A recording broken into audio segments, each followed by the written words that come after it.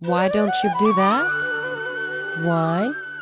Steffi Johnson gives you the answer from her experience. Hi, my name is Steffi. I just finished my BCom Honours from Christ University in Bangalore, and God willing I'll be doing my ACCA soon. The last 3 years in Bangalore, the ride wasn't easy, but the Lord helped me and gave me the strength to go on each and every day. From my personal experience, what I've learned is that there are two sets of people who actually affect you and mold you when you are away from your home. First are your roommates, and second are your classmates and your friends in college. And knowing that, I had prayed for about a year about these two sets of people, and the Lord did answer my prayers. With respect to my roommate, my prayer was that I would get a believer as my roommate, and the Lord did answer my desires in the same manner. And having a believer as a roommate was a blessing in so many ways.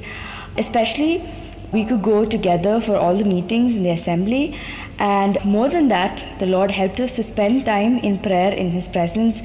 And in every situation of our life, we were able to look to God together and look into His Word and encourage each other spiritually.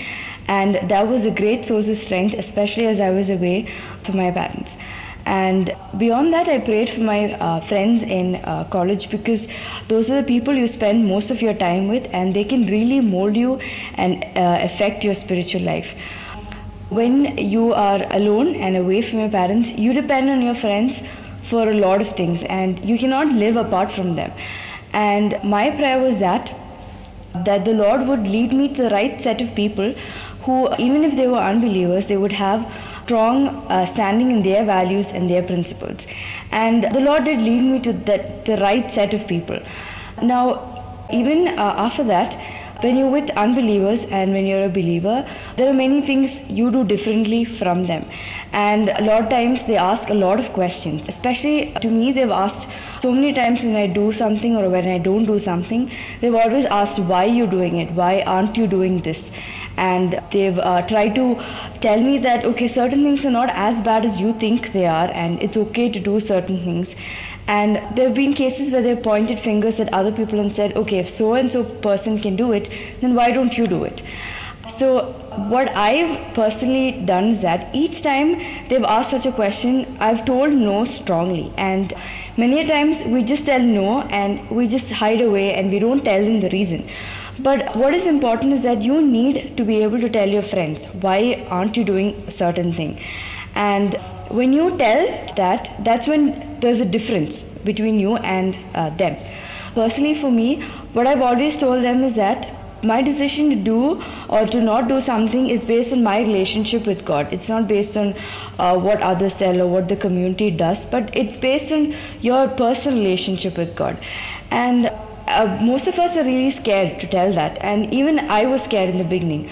But when you can tell your friends that you're not doing something for God, and when you are able to establish the fact that God is the first priority in your life, then they will not run away from you. Instead, they honor you and they respect you for that decision.